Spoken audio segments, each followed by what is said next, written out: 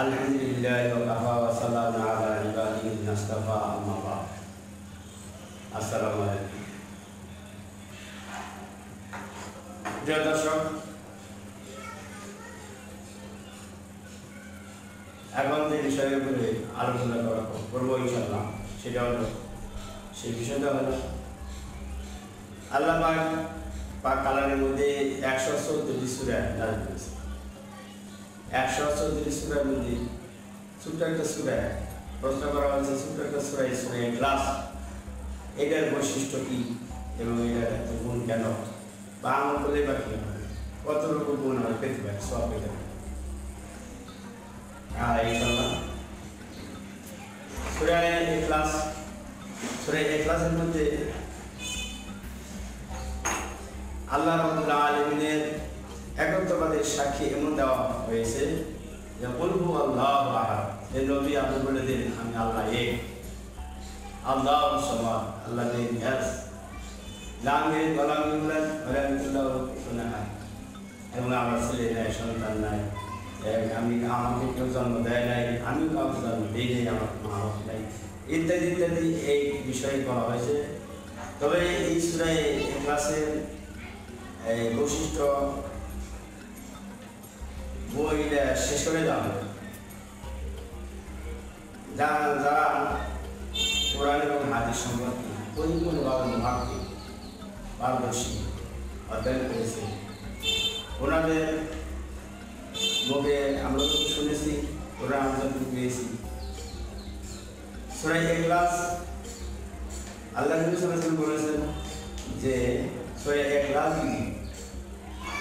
3 বার তেলাওয়াত করবে আর সূরা ফাতিহা 1 বার তেলাওয়াত করবে।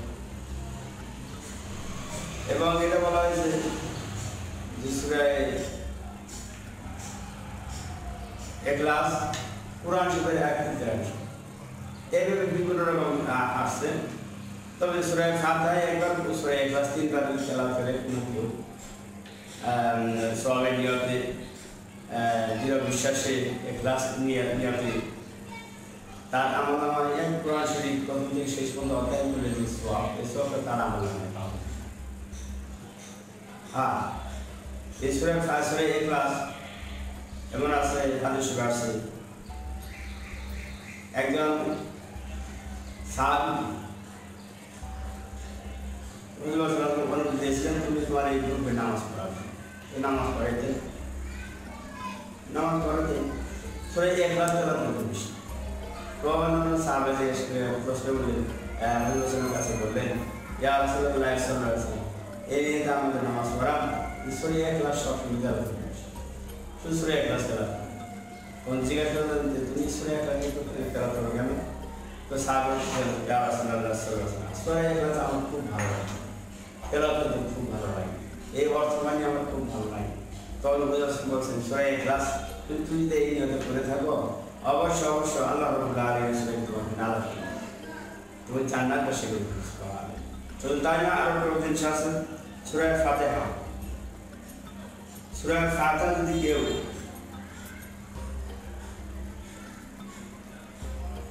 সূরা ফাতিহা যদি কেউ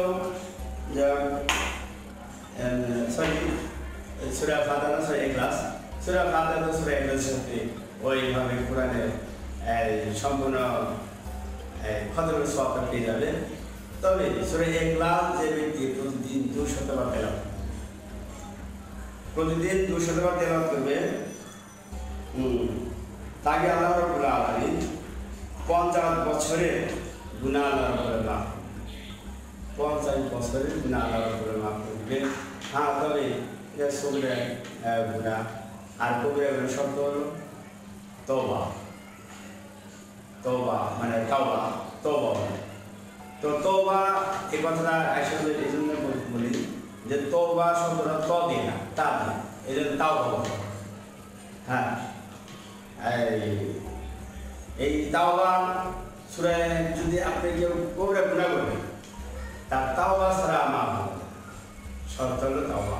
এই জন্য সূরায় যখন আমরা নামাজ শেষ করি দাঁড়িয়ে সালাম করে আসসালামু আলাইকুম ওয়া রাহমাতুল্লাহ, আসসালামু আলাইকুম ওয়া রাহমাতুল্লাহ বলে তখন আমরা আস্তাগফির করি, আমরা ইস্তেগফার করি, দোয়া করি আল্লাহ পাকের কাছে।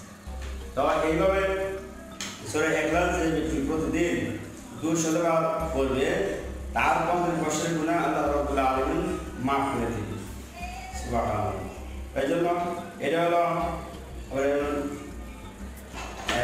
হাদিসটি আনাস রাদিয়াল্লাহু আনহু থেকে বর্ণিত।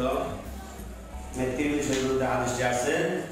তো মিশকাত শরীফের প্রথম খণ্ডে আল্লাহ রাব্বুল আলামিন আমাদেরকে বুঝবার এবং আমাদের তৌফিক দান করে।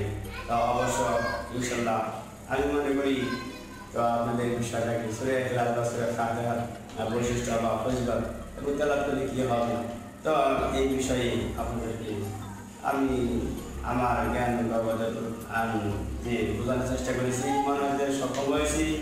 তবে আপনাদের কোনো প্রশ্ন থাকলে জিজ্ঞেস করবেন, ইনশাআল্লাহ পরবর্তীতে আমি আপনি জবাব দেওয়ার চেষ্টা করবো ইনশাআল্লাহ। আমার কথাগুলো যদি আপনাদের ভালো লেগে থাকে তাহলে লাইক দেবেন এবং সবার কাছে পৌঁছে দিতে বেশি বেশি শেয়ার করবেন। আমাদের সাথে থাকতে হলে অবশ্যই আমাদের চ্যানেলটি সাবস্ক্রাইব করুন।